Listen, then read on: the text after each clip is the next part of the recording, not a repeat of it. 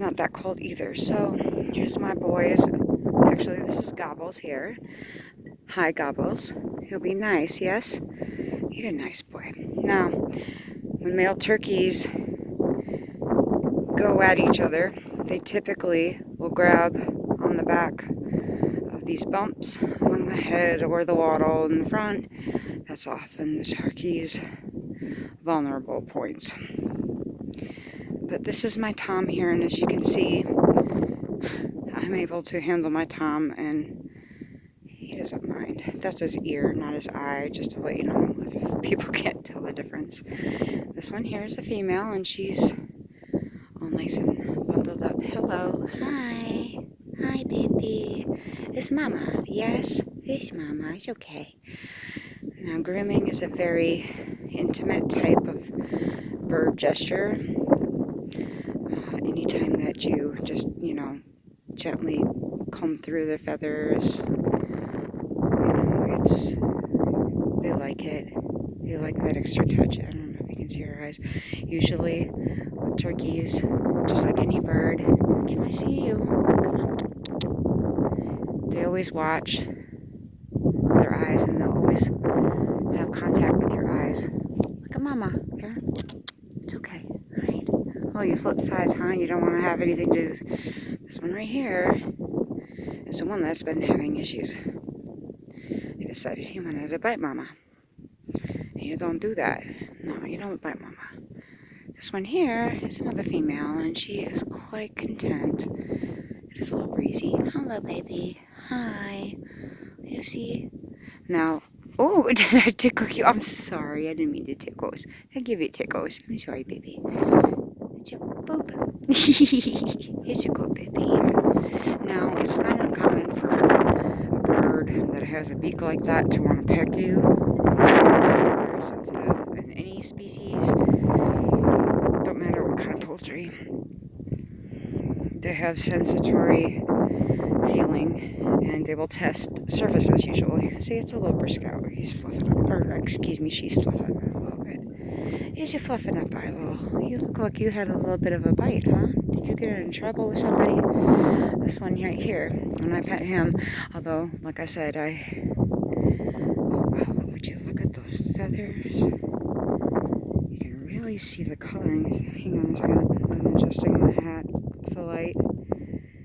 They are absolutely gorgeous in the sunlight with the bright oranges and blues and reds. It's green. It's phenomenal. These are what you call broad-breasted turkeys. Now, this one had a problem earlier today. And just about, 15 minutes ago. And what happened was he decided he didn't like me touching him. So what he did is he ends up raising his tail feathers. He takes his tail feathers and then he fans them out. Fan your tail feathers out. I'm going to play with your tail feathers just to show. See, I can do this now because I just punished him. So he will fan his tail feathers out. Come on, turn around. See how he's all got raised up. Although it is cold, that's how they kind of trap heat and keep warm in the cold. But these guys sometimes like to perch up here on the porch. I don't know why, they just do. But can you be nice to Mama now? This one here, he tried to go full frontal with me, and he didn't like it. Now, normally, like I said, when a male versus male kind of deal, and it's a dominance match, a lot of times they will grab the little bumps, and I mean, they bite down hard and they don't let go. You can see when a turkey gets pissed off because, see the color of his wattle? It's very red. Oh, I'm sorry, baby. I didn't mean to poke you. They get very, very red. And their face will become extremely flushed. Those little bumps here, I'll show you on this one. These little bumps here, through here, coming up from the wattle around the face will become just flush red. And that shows aggression. The little flappy thing on the top of the I can't see it. Oh, the other one's got tucked in. Let's go on down to the bottom and we'll find out here. Okay, I'm sorry, I don't mean to blind you, baby. Mama's just doing another video. The little fleshy part that's right here.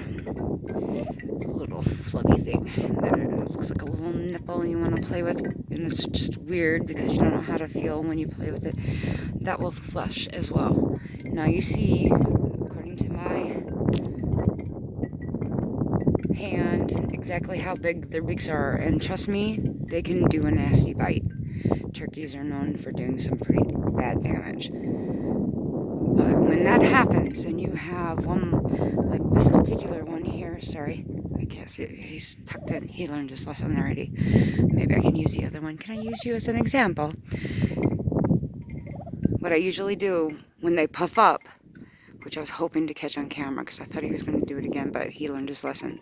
When they puff up like that and they raise their tail, their fan, and they come at you and they'll just grab a hold of whatever is closest to them and they will just bite hard. What you do in order to keep them in line, you want to act like another male. It's a pecking order kind of thing. Most of the time, oh, it's okay, baby, I didn't mean to. I will throat punch them right here. If they still come at me, that is when you grab them right back here, almost like doing it like a cat. And I mean, you don't take their skin, but you grab their feathers. And I mean, you tug on those feathers and you push their head down. And you yank on those feathers real tight and push their head down. Sorry, baby, I wasn't trying to do it hard. It's okay. You did nothing wrong. It's okay. Mommy's just using you because you're a good baby. Yes, he's a good baby. Yes. If you do that, as long as you have constant contact with your turkeys as they're growing up, you're not going to have much problems with aggression towards you. Now, people coming in that they don't know, they're going to often go line up and try to be the pit bulls because this is what they are. They are pit bulls. They stay in the yard most of the time. I have not had them wander off, and they're quite good at it, actually. But if you are raising them from babies and you handle them a lot, and you make sure that you keep the pecking order, as long as you can do that, especially, you don't want to show fear, you want to show that you're bigger than them. You want to fluff up. You hear a sound. It's almost like a nasal sound from the male, and that is a threatening gesture. They're telling you, no, back away, back away. You're challenging me. I see you as a challenge. I'm going to challenge you back. If they do that and they bite you, the moment they bite you, you grab their neck and push them back. Go around the back of their neck and grab that, like a cat, you know how you carry kittens, how cats carry kittens. You grab the back of their neck, and I mean, you grab it good. But don't pull feathers out, of course. You don't want to be that mean. But you push their neck down, and you firmly tell them no. They will learn that command. Birds are a hell of a lot smarter than people give them credit for. But by doing so, you'll be able to have these big, magnificent birds that Ben Franklin absolutely loved and wanted for our national bird rather than the bald eagle, because he found them to be way more regal. But I can't say anything against the bald eagle. I like them too. But the thing is, you will be able to handle them and touch them, even though it might be strange to them a little bit, but they will respond gently, just like that. Now, it takes time. It depends on how much human contact they had when you raise them as hatchlings. This is very important. If you're raising turkeys, sorry, I got my phone in the way of my light, a little shadow there, but as long as you do that, they will do anything and everything they can in their power to protect you if anyone comes in the yard or anything. And they will protect the rest of the flock, no matter who gets along with who.